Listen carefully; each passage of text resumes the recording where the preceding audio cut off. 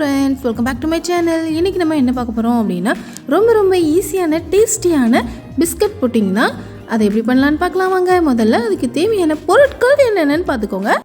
இந்த biscuit pudding பண்ணுறதுக்கு மெயினான இன்க்ரீடியன்ட் என்ன அப்படின்னா இந்த மேரிகோல்ட் பிஸ்கட் தான்.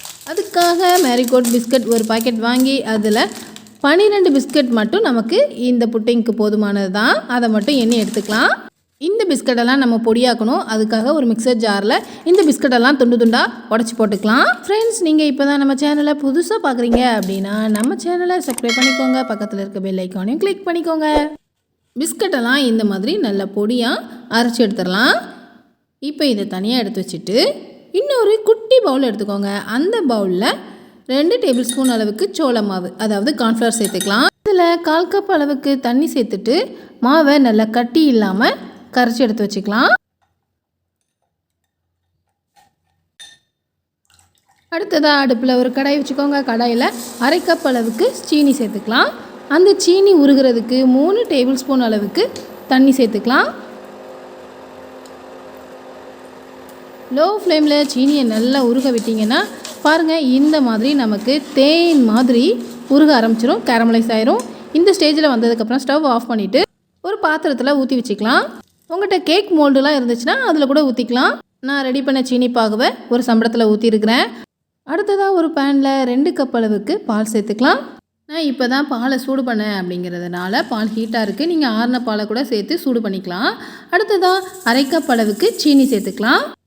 1 டீஸ்பூன் அளவு வெனிலா எசன்ஸ். இந்த எசன்ஸ் ஆப்ஷனல் தான், உங்கள்கிட்ட இல்லைன்னா விட்டுருங்க. இப்போ பால் நல்லா கொதித்து வரட்டும். பால் நல்லா சூடானதுக்கப்புறமா நம்ம ஆல்ரெடி சோள மாவை தண்ணியில் கரைச்சி வச்சுருக்கிறோம்ல, அந்த கரைசலை சூடான பாலில் சேர்த்துடலாம். சோள மாவுக்கு பதிலாக கஸ்டர்ட் பவுடர் கூட சேர்த்துக்கலாம். இந்த ரெண்டும் என்ன பண்ணும் அப்படின்னா பாலை நல்லா கட்டியாக்கி தரும். அதுக்கு தான் கஸ்டர்ட் பவுடர் அப்படி இல்லைன்னா சோள மாவை நம்ம பாலில் ஆட் பண்ணுறோம். பால் கொஞ்சம் கொஞ்சமாக கட்டியாக ஆரம்பிக்கும். அந்த ஸ்டேஜில் நம்ம பிஸ்கட்டை பவுடராக அரைச்சி வச்சுருக்கிறோம்ல, அந்த பிஸ்கட் பவுடரை ஆட் பண்ணிடலாம். கட்டியாக ஆகாமல் பாலோட அந்த பிஸ்கட் பவுடர் நல்லா மிக்ஸ் ஆகிற மாதிரி நம்ம கிளறி விட்டுட்டே இருக்கணும். ஃப்ரெண்ட்ஸ், நீங்கள் இன்னும் சப்ஸ்கிரைப் பண்ணாமல் தான் இந்த வீடியோ பார்த்துட்ருக்கீங்க அப்படின்னா ப்ளீஸ் நம்ம சேனலை சப்ஸ்கிரைப் பண்ணிக்கோங்க. பக்கத்தில் இருக்க பெல் ஐக்கானையும் கிளிக் பண்ணிக்கோங்க. அப்படின்னா தான் இந்த மாதிரி ஈஸியான டேஸ்டியான ரெசிபிஸ் நாங்கள் போடும்போது உங்களுக்கு நோட்டிஃபிகேஷனில் காட்டும். நீங்களும் அந்த வீடியோஸை உடனே பார்க்கலாம். பாலோட பிஸ்கட் பவுடரை நல்லா மிக்ஸ் பண்ணியாச்சு. இதை நம்ம ஆல்ரெடி டிஃபன் பாக்ஸில் சீனி பாகு ஊற்றி வச்சுருக்கிறோம்ல, அதுக்கு மேலே இதை ஊற்றிடலாம். இதையும் நம்ம இப்போ வேக வைக்கணும். அதுக்கு என்ன பண்ணணும் அப்படின்னா ஒரு பாத்திரத்தில் தண்ணி வச்சுட்டு அதுக்குள்ளே ஸ்டாண்டப் போட்டுட்டு அதுக்கு மேலே நம்ம ரெடி பண்ண டிஃபன் பாக்ஸை வச்சு அதோட மூடியை போட்டு மூடி வச்சிடலாம். லோ ஃப்ளேமில் ஒரு 30 நிமிஷம் நல்லா வேகட்டும். 30 நிமிஷம் ஆயிடுச்சு. இப்போவே நீங்கள் இந்த டிஃபன் பாக்ஸை ஓப்பன் பண்ண ட்ரை பண்ணாதீங்க, ரொம்ப சூடாக இருக்கும். இந்த டிஃபன் பாக்ஸை ஒரு 10 நிமிஷம் வெளியவே வச்சு ஆறினதுக்கப்புறமா ஃப்ரிட்ஜில் குறைஞ்சது 2 மணி நேரம் வச்சு எடுத்துருங்க. அப்போ தான் நல்ல கூலிங் ஆகிருக்கும்.